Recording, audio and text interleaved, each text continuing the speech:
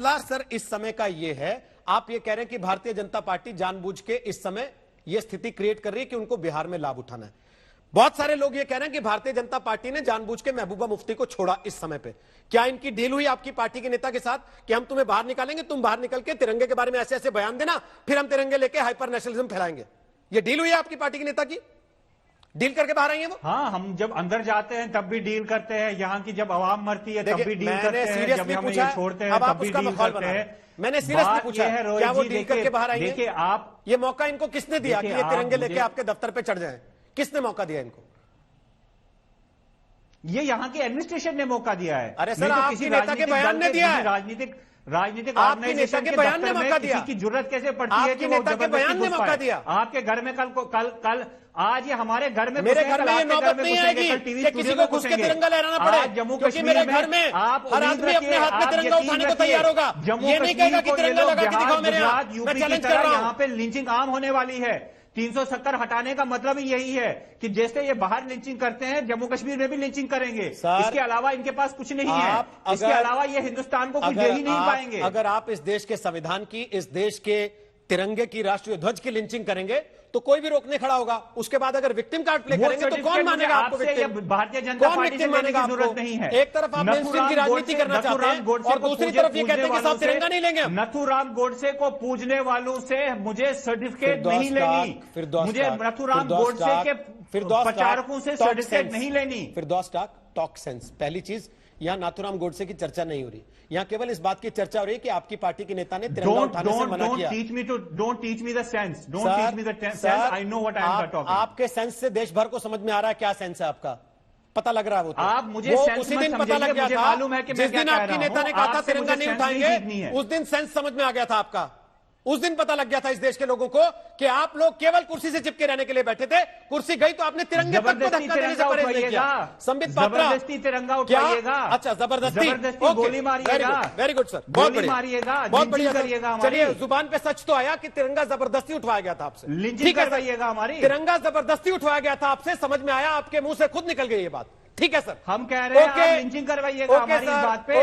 यही तो कर सकते हैं, यही तो कर सकता है। लिंचिंग तो बंद हो गई, नया मुल्क है, मोदी की सरकार है, भारतीय जनता पार्टी की सरकार है। ये आपका दर्द है कि लिंचिंग बंद हो गई, वरना हर शुक्रवार को पत्थर लेके लिंचिंग करते थे तिरंगे की, और आप लोग बैठ के पीछे से कमांड देते थे। ये एक सियासी जंग है, इसको सियासत से जोड़िए, सियासी जवाब दीजिए और सियासी आउटरीच करिए। आपने डेमोक्रेसी खत्म कर दी, यहाँ की डेमोक्रेटिक इलेक्टेड गवर्नमेंट खत्म कर दी।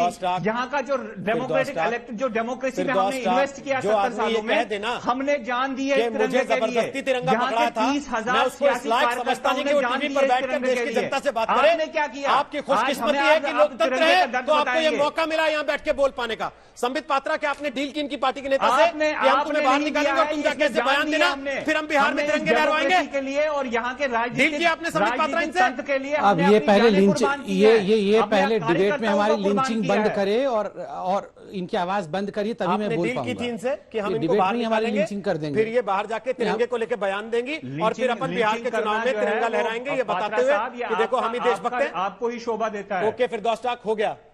प्लीज संबित पात्रा जवाब दीजिए।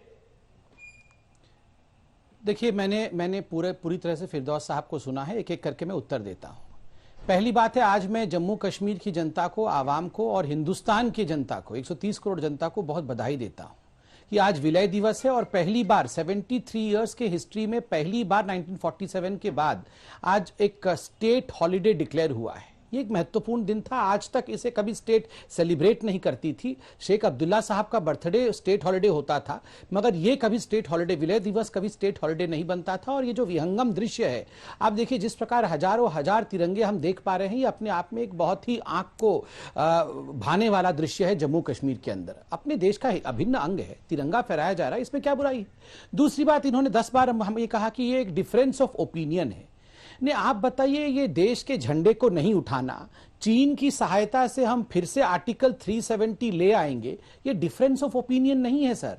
डिक्शनरी में ढूंढेंगे तो इसको अंग्रेजी में सेडिशन कहते हैं और हिंदी में देशद्रोह कहते हैं, इसे मतभेद नहीं कहते हैं। तो केस मतभेद होता है कि चलिए इस कैंडिडेट को टिकट दिया जाए। महबूबा मुफ्ती पर आपने केस दर्ज किया, की पाठशाला में पढ़ा है, वहां पे इसका मैं सभी का जवाब दे रहा हूं। अगर ये फिरदौस साहब मेरी लिंचिंग ना करेंगे तो मैं जवाब दे सकता हूं। डेमोक्रेसी का बेसिक इंग्रेडिएंट, डेमोक्रेटिक तरीके से मुझे सुन लेंगे तो मैं बात कर वहीं बोले जहां दूसरे की बात खत्म हो, उनकी बात खत्म हो, मैं वापस आपके पास आ जाऊंगा।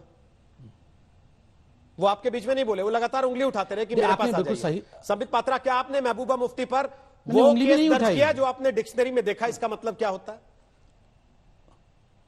मुझे लगता है कि वो केस भी जल्दी दर्ज होने वाला है, क्योंकि मनोज सिन्हा जी ने अपील किया है कि हम वो केस दर्ज करने वाले हैं। यथाशीघ्र मुझे लगता है वो केस भी दर्ज होने वाला है। तो ये मत समझिए कि हम केस दर्ज नहीं करेंगे।